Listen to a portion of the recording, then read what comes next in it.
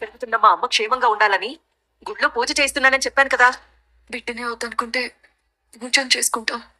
బావని బాధ పెట్టడానికి కాకపోతే నేను సరే అనడం ఎందుకు? అత్తయ్యకి ఏం చెప్పాలి? దీపా, ఏంటత్తయ్య? ఏంటి తెగ ఆలోచిస్తున్నావు? ఏం లేదు అత్తయ్య. ఇంకో బిడ్డ పుడితే ఎలా పెంచాలా అనా? కాదు, నీ ఆలోచన అదే అయితే నువ్వేం భయపడకే. మనిషికి డబ్బుంటేనే సుఖంగా ఉంటారనుకునేదాన్ని. మన కోసం ఆలోచించే వాళ్ళు ఒక్కరైనా మనతో ఉంటేనే సంతోషంగా ఉంటామని కార్తీక్ బాబుని చూసిన తర్వాతే అర్థమైంది. నీ ఇద్దరు బిడ్డల్ని కార్తీక్ బాబు చాలా జాగ్రత్తగా చూసుకుంటారు. ఇద్దరు లేరత్తయ్య, ఒక్కరే.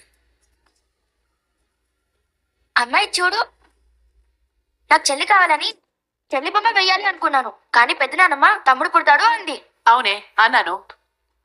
నీకు తమ్ముడు పుడితే ఇప్పుడు ఈ బొమ్మకి గౌన్ వేయాలా, ప్యాంటు షర్ట్ వేయాలా? నువ్వు బాగా ముదిరిపోయావే. చెప్పు. అదిగో మీ నాన్న వచ్చారు, అడుగు చెప్తారు. నాన్న, నాకు చెల్లి కావాలనుకుంటే పెద్దనాన్నమ్మ తమ్ముడు అంటుంది. చెప్పు కోసం నాన్న. కడుపులోని ప్రాణాన్ని వదులుకోవాలి. నువ్వు లోపల నాకు తెలుసు. నేను ఎవరినో తెలుసా? నీ అక్కని. నువ్వు నా చెల్లివా తమ్ముడు? నాన్న ఏమీ మాట్లాడట్లేదు. నువ్వే చెప్పు, చెల్లా తమ్ముడు? ఇప్పుడు అవన్నీ నీకెందుకే? తెలియకపోతే నేనేం వేయాలి? అసలు ఇప్పుడు నువ్వు డ్రాయింగ్ ఎందుకు వేయాలి? ఒక పేరు పెట్టడానికి. తమ్ముడికైతే ఏం పేరు పెట్టాలి? చెల్లికైతే ఏం పేరు పెట్టాలి? నీ వయసుకు తగ్గట్టు నువ్వు ఆలోచించవే. ఏదో కొన్ని పేర్లు చెప్పొచ్చు కదా. రేపు మనం గుడికి వెళ్తాం కదా, అప్పుడు చెప్తానులే. మరి దీని స్కూలు? స్కూల్ లేదుగా. అయితే అందరం వెళ్దాం. ఎవరు ఎక్కడికి వెళ్ళడం లేదు అత్తయ్య. వెళ్ళకపోవడం ఏంటి దీపా? కడుపుతో ఉన్న ఆడవాళ్ళు పూజ చేయొచ్చు అత్తయ్య. నువ్వు చేయకూడదు, మేం చెయ్యొచ్చు. నేను రానత్తయ్య. ఎందుకు నాకు కొంచెం నీరసంగా ఉంది. నేను ఎక్కడికి రాలేను. రాలేను అని చెప్పడం ఏంటి? మేం గుడికి వెళ్ళేదే నీకోసం కదా. అందుకే వద్దంటున్నాను. నీ బిడ్డ క్షేమం నీకు అవసరం లేదా? ఉందత్తయ్య. మరెందుకు రానంటున్నావే? ఇప్పుడేమవుతత్తయ్య? వదిలేయాలి. ఏమైందిరా నీ భార్యకి? ఇలా ఉంటే కష్టంరా. మీ ఇద్దరితో నేను ఒకసారి మాట్లాడాల్సిందే. ఏం మాట్లాడాలమ్మా? చెప్తానురా. నేను ఒక నిర్ణయానికి వచ్చాను.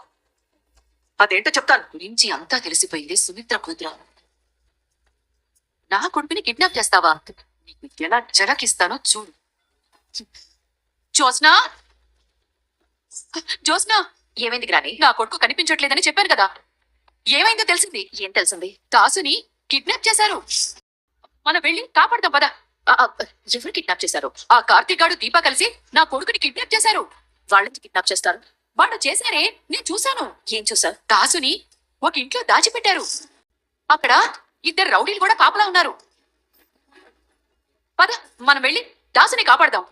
నువ్వెప్పుడు చూసావు గ్రాని? కార్తీక్ గాడి మీద డౌట్ వచ్చి వాడిని ఫాలో అయ్యాను. వాడు ఒక ఇంట్లోకి వెళ్ళాడు, వెనకాలే నేను వెళ్ళాను. ఆ ఇంట్లో దాసుగాడున్నాడు. మాట్లాడవేంటే? నువ్వేదో పొరపాటు పడుతున్నావు గ్రాని. బావ దాసుని కిడ్నాప్ చేస్తాడు. అయితే ఎవరు చేసుంటారు? నాకెలా తెలుస్తుంది? నేను ఎందుకు కొట్టానో తెలుసా? తొడుగు కనిపించట్లేదని నీకు మతిపోయినట్టుంది. ఆహా ఆహా ఆహా, నీకు అలా కూడా అనిపిస్తుందా? అయితే ఇప్పుడు చూడు. నా కొడుకు నా కొడుకు ఏమయ్యాడో తెలీదు. నీకు తెలుసు. ఎన్నోసార్లు చెప్పాను, కానీ నువ్వు ప్రతిదీ అబద్ధమే చెప్పావు. నేను కన్నీళ్లు పెట్టుకున్నాను, కానీ నువ్వు కవర్ చేశావు. వాడి కోసం నేను వెతుకుతూనే ఉన్నాను, కానీ నా కొడుకుని దాచిపెట్టి కిడ్నాప్ చేశావు. కిడ్నాప్ చేసి నా కొడుకుని దాచిపెట్టావని నాకు తెలిసే. నేనంతా చూశాను. నేను తీసుకున్నామన్నాం ఏంటమ్మా? నేను ఈ ఇంట్లో నుంచి వెళ్ళిపోవాలనుకుంటున్నాను. వెళ్ళిపోవాలనుకోవడం ఏంటి? మనుషులు పరిచయమైన కొత్తలో అర్థం కాకపోతే మన తప్పు. కొంతకాలం కలిసి ప్రయాణం చేసిన తర్వాత కూడా అర్థం కావట్లేదు అంటే ఇంక కలిసి ఉండడమే తప్పు. ఎవరి కోసం అత్తయ్య? నా కోసమే దీపా.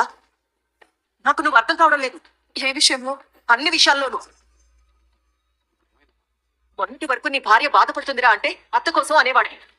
జ్యోత్స్న శాంపిల్స్ మ్యాచ్ అయ్యాయి. అక్కడ ఇంటిల్లిపాతి సంతోషంగా ఉన్నారు. నీ భార్యకేమైంది? ఎప్పుడు చూసినా ఆ కంట్లో నీళ్లు అలాగే ఉంటాయి. అరే, ఒకే విషయాన్ని నేను ఎన్నిసార్లు అడగాలరా? కడుపుతో ఉన్న ఆడది ఇలాగైనా ఉండేది? నచ్చింది వండించుకొని ప్రశాంతంగా తినాలి. దీప పెట్టింది తినదురా. మీ నాన్న నేను మాట్లాడుకుంటూనే ఉన్నావు, దీప ఏడుస్తూనే ఉంది. అరే ఏంటి అంటే అవి మీ నాన్న ఆనంద భాష్పాలు అంటాడు. ఇప్పుడు మీ ఆవిడ పూజకి రాను అంటుంది. ఇప్పుడు చెప్పరా, ఆ భాష్పాలు ఆనందంతో వస్తున్నాయా, దాచుకోలేనంత బాధని గుండెల్లో మోయడం వల్ల వస్తున్నాయా? మనల్ని కొత్తగా చూసే వాళ్ళకి మొహమే తెలుస్తుంది, రోజు చూసే వాళ్ళకి మనసు కూడా తెలుస్తుంది. ఒరే, ఇదేదో నేను కోపంతోనో అత్తగారిగా కోడల మీద పెత్తనం చెయ్యాలనో నేను చెప్పడం లేదురా. ఓ బిడ్డని కడుపును మోసిన ఆడదానిగా చెప్తున్నాను. నీకు పుట్టబోయే పిల్లల మీద ఆశ పెంచుకున్నా ఒక కన్న తల్లిగా చెప్తున్నానురా. దీప ప్రవర్తన చూస్తుంటేనే భయం వేస్తుందిరా. గుడికి రానంటే అది కూడా తప్పేనా అత్తయ్య?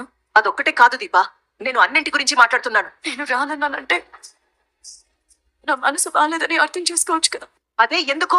ఏమైంది నీ మనసుకి? ఎవరు బాధ పెడుతున్నారు నీ మనసుని? ఎక్కడైనా అత్తింట్లో ఆడదానికి మొగుడి వల్లనో అత్తగారి వల్లనో ఆడపడుచుల వల్లనో కష్టాలు వస్తూ ఉంటాయి. నీకు అలాంటివి ఏమైనా ఉన్నాయా? నీ భర్త నిన్ను పల్లెత్తు మాట అన్నాడు, అత్తగారి వేధింపులు లేవు. ఆడపడుచున్నా దాని పోరు కూడా నీకు లేదు. మరి ఇంకేంటే నీ బాధ? నాకే బాధ లేదు అత్తయ్య. పిల్లరా, నాకు ఏం కానివ్వను అని నాకు మాటిచ్చావు. ఆ మాటకి కట్టుబడి ఉంటానని చెప్పు. ఆ మాటకే కట్టుబడి ఉంటానని చెప్పు దీపా, చెప్పు. ఆ రోజు ఆ మాటని మనస్ఫూర్తిగా అనుంటే ఆ మాటకే కట్టుబడి ఉంటానని చెప్పు దీపా. నువ్వు నీ కడుపును మోస్తుంది బిడ్డని కాదు, మా అమ్మనని నీకెన్నోసార్లు చెప్పాను.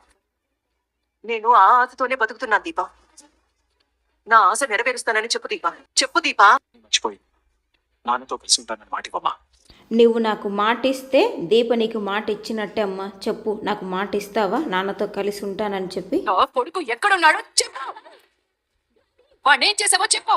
నువ్వే నా సొంత మనవరాలివని నమ్మి ఇన్ని రోజులు నేను మోసపోయాని. నీ కారణంగా నా మనవరాలు పోయింది. ఇప్పుడు నా కొడుకు కూడా పోవాలా? గాని ఒక్కసారి నేను చెప్పేది విను. కాసేపు నువ్వే నా సొంత మనవరాలు అనుకున్నా సరే, నా కొడుకు జోలికొస్తే ఊరుకోను. నేను మా నాన్నని కిడ్నాప్ చేశాను, కానీ ఎందుకు చెప్తాను విను. వాడు మీ నాన్న కాదు, నా కొడుకు. మీ నాన్న దశరథ. నువ్వు కాసేపు రిపోర్ట్స్ గురించి మర్చిపోవడానికి ఏం మిగలేదు, రాసుకోవడానికే బూడిది మిగిలింది. నీ మొహానికి ఏ బోర్డు రాసుకున్నా పర్వాలేదు. ముందు నేను చెప్పేది విను. నిన్ను నువ్వు కాపాడుకోవడానికి 100 అబద్ధాలు చెప్తావే, సరిపోకపోతే ఇంకొకటి. కాపాడుకోవడానికి అబద్ధాలు చెప్తాను. కేవలం నన్ను మాత్రమే కాదు, నిన్ను కూడా. నన్నేం కాపాడావు? నీ కొడుకు నా మీద కోపంతో నేను అసలైన వారసురాలిని కాదని ఈ ఇంట్లో అందరికీ చెప్పేస్తానన్నాడు. అసలైన వారసురాలివి నువ్వే కదా. అలా అనుకుంటే ముందుగా పోయేది ఎవరు? నువ్వా నేనా? నేనెందుకు పోతాను? నువ్వు పిల్లల్ని మార్చడంలో నీ ఉద్దేశం పెట్టి ఈ ఇంటి వారసురాలిని చంపాలని కదా. నువ్వు అనుకున్నది జరిగిందా లేదా పక్కన పెట్టు. నీ ఆలోచన గురించి తాతకి తెలియగానే నిన్ను ఊరికి వదిలిపెడతాడనుకున్నావా? గన్ తీసుకొని షూట్ చేస్తాడు. రిపోర్ట్స్ నేను నమ్మను. అక్కడ ఏం జరిగిందో నాకు తెలియదు. నేనైతే నీ మనవరాల్ని. ఇది నేను నమ్ముతున్నాను. నువ్వు నమ్ముతావో లేదా అన్నది నాకు అనవసరం. దాసు రూపుని గురించి నిజం చెప్పుంటే నష్టం నాకే కాదు, నీకు కూడా. నాన్న మాటలతో ఆగడని అర్థమైంది, అందుకే కిడ్నాప్ చేయించాను. నువ్వు నాన్న అనుకో, దాసు అను, లేదంటే చిన్నాను. ఓకే, దాసుని దాచిపెట్టింది మన కోసమే. చంపేద్దాం అనుకున్నావా? బెదిరించి వదిలేద్దాం అనుకున్నాను. లేకపోతే నీకు నిజం చెప్పి నీతో అర్థమయ్యేలా చెప్పించాలనుకున్నాను. మరైతే నా కొడుకు ఎక్కడ? తప్పించుకుని పారిపోయాడు. ఎక్కడికి? పలానా చోటుకి పారిపోతున్నారని అక్కడేమైనా రాసి పెట్టాడా? నీకంటూ ఒక అంచనా ఉంటుంది కదా. నా అంచనా ప్రకారం అయితే నీ కొడుకు బావని కలవడానికి వెళ్తాడు, లేదంటే ఇక్కడికి వస్తాడు. రాలేదు కదా, అయితే బావని కలుస్తాడు. నిజం చెప్తాడా? చెప్తే బావ పోలీసులతో వస్తాడు. పోలీసులతో వస్తే చేసిన తప్పుకి మన ఇద్దరిని అరెస్ట్ చేస్తారు. నువ్వు శివనారాయణ గారు అసలైన వారసురాలివి. నిన్నెందుకు అరెస్ట్ చేస్తారు? ఒకవేళ నా కొడుకు నిన్ను పట్టుకుని ఇది నా కూతురు అని అంటే డాక్టర్ ఇచ్చిన రిపోర్ట్స్ వాడి మొహాన కొట్టి నేను దశరథ సుమిత్రుల కూతుర్ని కావాలంటే చూసుకోండి అంటావు. అప్పుడు సడన్ గా నా కొడుకు నా వైపు చూసి అమ్మా అంటాడు. అప్పుడు నేను పేతా స్పేస్ వేసుకుని అవునరా మనం మోసపోయాం, అప్పుడు హాస్పిటల్లో అర్ధరాత్రి నేను దూరం చేసింది నీ కూతుర్నే అంటాను. అయితే వాడు గుండి పట్టుకుంటాడు, లేదంటే నా పీక పట్టుకుంటాడు. ఎటొచ్చినా నష్టం నాకే, పోయేది నేనే. రిపోర్ట్స్ ని నేను నమ్మట్లేదు అంటే వినవా నువ్వు? అమ్మా, నీ తెలివితేటలు నాకు తెలీదా? దాసు టాపిక్ డైవర్ట్ చేయడానికే కదా నువ్వు ఈ రిపోర్ట్స్ గురించి మాట్లాడుతుంది. నీకేదో అయింది కానీ జ్ఞానోదయం అయ్యిందమ్మా. నువ్వే నా సొంత మనవరాలు అయ్యుంటే, నా కొడుకు దాసు కూతురు అయ్యుంటే, నా కోడలు కళ్యాణికే పుట్టుంటే, రెండోసారి కూడా రిపోర్ట్స్ మ్యాచ్ అవ్వలేదనే వచ్చుండేది. రాలేదు అంటే నువ్వు డాక్టర్తో మ్యాచ్ ఫిక్సింగ్ చేసి ఉండాలి. అలా జరగలేదు కాబట్టి ఆ రిపోర్ట్స్ నిజమే అని అన్నది కూడా నిజమే. నువ్వేం చేయకుండా ఎవ్వరికీ చెప్పకుండా రిపోర్ట్స్ మార్చి చెప్పవలసిన అవసరం డాక్టర్కేంటి? అవును, డాక్టర్కి ఏంటి అంటే దీని వెనక ఎవరో ఉన్నారు. డాక్టర్ అబద్ధం చెప్పలేదు కాబట్టి అది నిజమే. అది అబద్ధం అవుతే ఎవరు చెప్పించారు? ఒకవేళ నిజమైతే నేను సుమిత్ర కూతుర్ని. ఇది నేను తెలుసుకోవాలి. డాక్టర్ చెప్పింది నిజమైనప్పుడు నువ్వు సుమిత్ర కూతురువే. అప్పుడు నా మనవరాలు అనాథైపోయినట్టే కదా. కళ్యాణి కూతురు ఎక్కడుందో ఏమిటో. ఏ కానుకను అని నా మాట చెప్పు. చెప్పు. మాటిస్తే ఆ మాట అడిగాను కదా, తను నేను అడిగిన మాట కూడా మర్చిపోయి చేయొద్దు. అత్త మాటిచ్చుంటే ఇవ్వాలని అడిగింది. ఎందుకంటే భరించడానికి కష్టంగా ఉన్నా సరే మనకు నిర్ణయం తీసుకో. దానికే కట్టుబడి మనం ఆ నిర్ణయానికి కట్టుబడి ఏం జరుగుతుందో మనకు తెలుసు. అప్పుడు మనల్ని అమ్మ అర్థం చేసుకోవచ్చు, లేదా కోపంతో దూరం పెట్టచ్చు. అప్పుడు అమ్మ ఒంటరిది అయిపోతుంది. అదే అమ్మ నాన్న కలిసిపోతే అమ్మ ఏడిస్తే కన్నీళ్ళు చూడడానికి నేను లేకపోయింది నాన్న ఉంటాడు. అందుకే మాట్లాడిగాను బాబా. దాన్ని అమ్మ కూడా మనలా పండేది. ఎంత బాధనైనా భరించడానికి సిద్ధమే కానీ మాట్లాడడానికి సిద్ధం కలదు. ఎప్పుడు మామయ్య గారు అత్తయ్యని క్షమించమని అడిగేవారు. కానీ ఈసారి మామయ్య గారి తరపున నువ్వు మాట్లాడుతున్నావని అత్తయ్య అపార్థం చేసుకుంటే చేసుకుని దీప ప్రతి అపార్థం ఓ కొత్త అర్థానికి దారితీస్తుండే. భర్త చెప్పినప్పుడు వినలేదు, తండ్రి చెప్పినా వినలేదు, చెప్తే వింటుందేమో. కనీసం ఆలోచించిన నేను చేసిన ప్రయత్నానికి ఒక అర్థం ఉన్నట్టే కదా. అవును బావా, నువ్వు ఒక బాధ్యత గల కొడుకులా భవిష్యత్తుని ఊహించి అత్తయ్యకి రాబోయే కష్టాన్ని దూరం చేయాలనుకుంటున్నావు. మరి నా పరిస్థితి ఏంటి? ఇంకేమైంది? వీటిని క్షేమంగా మీ చేతుల్లో పెడతానని మాటిచ్చాను కదా. మాట తప్పిన మనిషిగా జీవితాంతం మిగిలిపోవాల్సిందేనా? మాటిచ్చి తప్పానంటే మోసం చేసినట్టే కదా. అత్తయ్య ఆ మోసాన్ని క్షమించలేదు. అప్పుడు నిజంగానే ఇంట్లో నుంచి వెళ్ళిపోతున్నాడు. అలా జరగకూడదంటే నువ్వే సాయం చేయాలి బాబా. ఏం చెప్తావు చెప్పు దీప. మామయ్య తరపున అత్తయ్యని క్షమించమని అడిగినట్టు నా తరపున నువ్వే అత్తయ్యతో మాట్లాడాలి. ఏం మాట్లాడాలి?